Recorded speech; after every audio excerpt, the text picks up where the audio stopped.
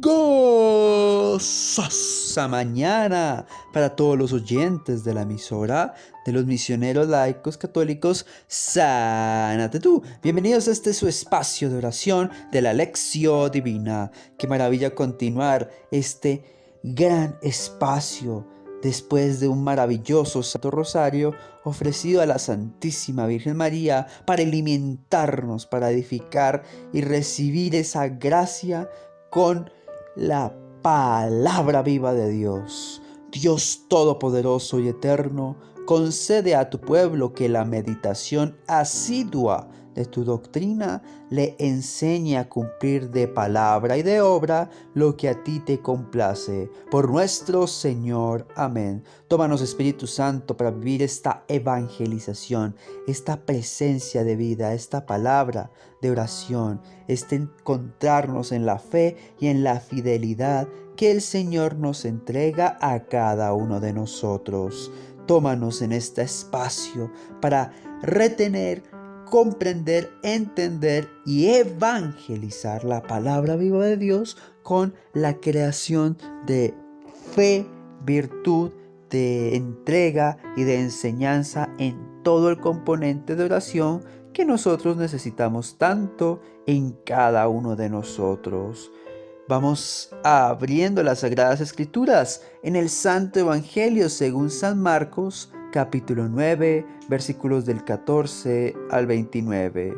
Marcos 9, versículos del 14 al 29, para que el Espíritu Santo nos haga ver con los ojos espirituales por los cuales San Marcos, evangelista, vivió, escribió, observó, meditó y como que vivió esta palabra de vida a través de las acciones de su Maestro Celestial, Dios en representación del Hijo, que fue Jesús, Maestro de vida. Y que también más adelante, a través de esa tradición de lo que fue Jesús, posteriormente, nuevamente reitero, observó este evangelio y lo medita en su capítulo 9. Recuerden que nuestro hermano Juan David nos dio las nociones por las cuales comenzaba el capítulo 9 y continuaba con negarnos a nosotros mismos y tomar nuestra cruz para ser discípulos del Señor. Así finalizamos el viernes y continuamos el lunes con esta evangelización. Proclamación del Santo Evangelio según San Marcos 9, 14 al 29. Por la señal de la Santa Cruz de nuestros enemigos, líbranos, Señor Dios nuestro, en el nombre del Padre, del Hijo y en el nombre del Espíritu Santo de Dios. Amén. Al llegar junto a los discípulos, vio a mucha gente que les rodeaba y a unos escribas que discutían con ellos. Toda la gente al verle quedó sorprendida y corrieron a saludarle. Él les preguntó: ¿de qué discutís con ellos? Uno de entre la gente le respondió: Maestro, te he traído a mi hijo que tiene un espíritu mudo, y donde quiera que se apodera de él, le derriba. Le hace echar espumarajos, rechinar de dientes, y le deja rígido. He dicho a tus discípulos que lo expulsaran, pero no han podido. Él les responde: Oh generación incrédula, ¿hasta cuándo estaré con vosotros? ¿Hasta cuándo habré de soportaros? Traédmelo. Y se lo trajeron. Apenas el espíritu vio a Jesús, agitó violentamente al muchacho, y cayendo en tierra se revolcaba echando espumarajos. Entonces él preguntó a su padre: ¿cuánto tiempo hace que le viene sucediendo esto? Le dijo: desde niño. Y muchas veces le ha arrojado al fuego y al agua para acabar con él. Pero si algo puedes, ayúdanos, compadécete de nosotros. Jesús le dijo, ¿qué es eso de si puedes? Todo es posible para quien cree. Al instante gritó el padre del muchacho, creo, ayuda a mi poca fe. Viendo Jesús que se agolpaba a la gente, increpó al espíritu inmundo, diciéndole, espíritu sordo y mudo, yo te lo mando, sal de él y no entres más en él. Y el espíritu salió dando gritos y agitándole con violencia. El muchacho quedó como muerto, hasta el punto de que muchos decían que había muerto. Pero Jesús, tomándole de la mano, le levantó y él se puso en pie. Cuando Jesús entró en casa, le preguntaban en privado sus discípulos, ¿por qué nosotros no pudimos expulsarle? Les dijo, esta clase con nada puede ser arrojada sino con la oración. Palabra del Señor. Gloria a ti, Señor Jesús.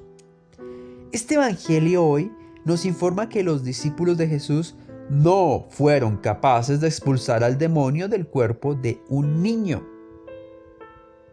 O bueno, de una persona joven que tenía un espíritu inmundo desde niño, que es lo que más nos dice esta versión bíblica. El poder del mal fue mayor que su capacidad. Y nos pasa a todos. Es que a veces como que la manifestación del mal le ponemos una comparación igual al maligno que a Jesús. O sea, tiene el mismo poder que Jesús. Y por eso es que no podemos con ello. Por eso nuestra capacidad pues va a ser menor.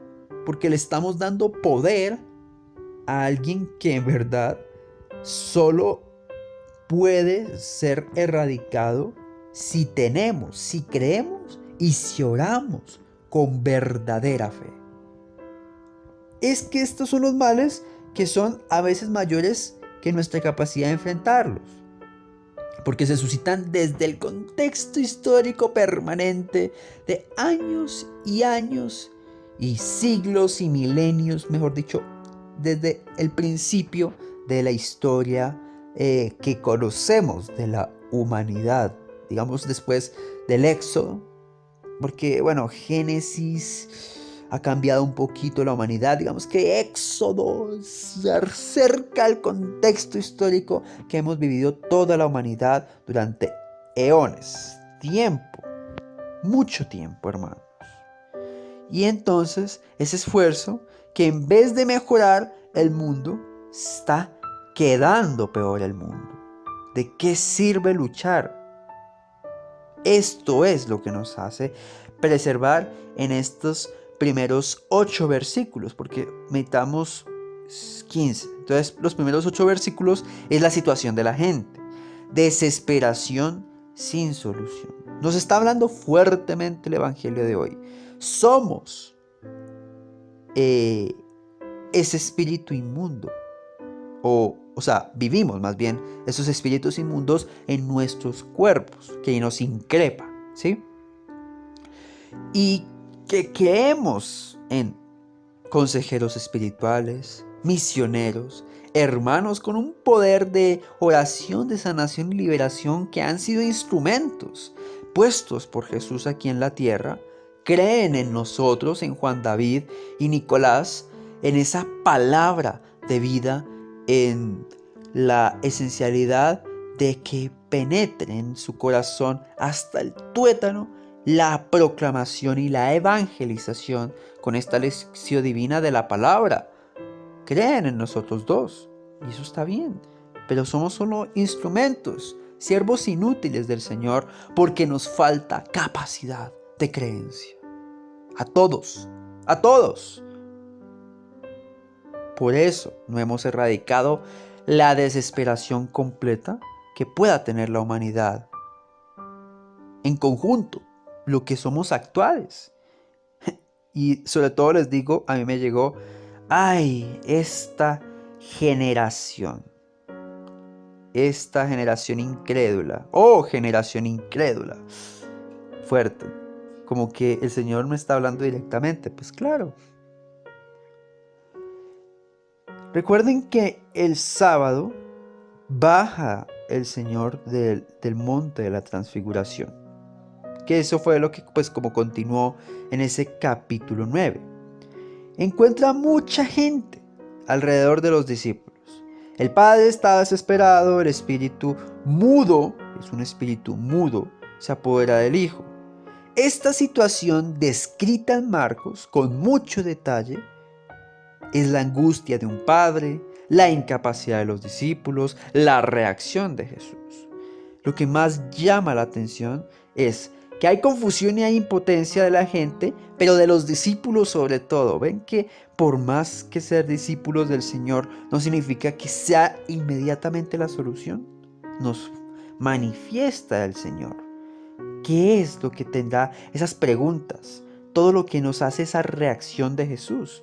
Que si puede hacer el Padre. Entonces, si puedes, por favor. Claro que se puede. Todo es posible. Jesús nos lo dice. Todo es posible. Hombre de poca fe a veces nos dice. Con fe y con oración, todo es posible. Eso nos habla directamente el Señor, que es la buena voluntad de Dios para que resuelva los problemas. Y luego vamos en esos versículos 23 al 27, que es esa respuesta de Jesús en el camino de la fe. Recuerden, Jesús no le gusta esta afirmación. Si el Señor pudiera, el Señor puede. Y puede lo que ustedes no se pueden imaginar. Todo es posible para aquel que tiene fe. Nuevamente le reitero, nuevamente es la esencialidad de creer en este episodio de fe y de fortificación. Actúa rápidamente, ordena al espíritu que saliera del muchacho y no volviera nunca más. Señal del poder de Jesús sobre el mal. Es millones y millones de veces. Piensa en el número más grande. Existe un número llamado Google, de hecho, como el buscador. Yo digo que el poder de Jesús es un Google veces más poderoso que el del mal. Que es el número uno de los números más grandes que uno puede imaginar en estos momentos. Que se cuenta la cantidad de ceros, ¿sí? Que es 100 a la 100 o algo así de ceros del millón o cuadrillón, bueno, todos esos números, ¿sí? Si me entienden un poquito. Hay que creer que el poder de Jesús es el camino de la fe. Y nos profundiza con los discípulos en estos dos últimos versículos, 28 y 29, que quieren preguntarse, ¿por qué no fuimos capaces de expulsar al demonio? Y Jesús les responde, esta clase con nada puede ser arrojada, sino con la oración. Fe y oración andan juntas. Una sin la otra no existen. Los discípulos tienen que entender que ser capaces de esa misión, que es la unidad conjunta. La fe y la oración siempre deben estar juntas, hermanos. Esta es la conclusión que nos debe dar esta evangelización. Podemos hablar mucho más de la expulsión de los demonios en el Evangelio de San Marcos. Para que reflexionemos en un momento en el día, hermanitos, estas preguntas, en verdad que lo más profundo es sentir qué es lo que nos habla la palabra de Dios. ¿Has vivido ya una experiencia de impotencia ante el mal y la violencia? Sí, claro. ¿Ha sido una experiencia solo tuya o también de la comunidad? ¿Cómo la venciste y te reencontraste a ti mismo? ¿Cuál es la clase de poder del mal que hoy puede ser arrojada solo con mucha oración? La ley del Señor es perfecta, hace revivir el dictamen del Señor, que es veraz, instruye al ingenuo. Salmo 19, versículo 8. Gloria al Padre, gloria al Hijo, gloria al Espíritu Santo de Dios, como era en el principio, es ahora y siempre, por los siglos de los siglos. Amén. El Señor los siga bendiciendo en esta gozosa mañana y en este gozoso resto de día. Los dejamos con los diferentes espacios de oración de nuestra emisora Sánate Tú, la emisora de la fe. Un abrazo, bendiciones.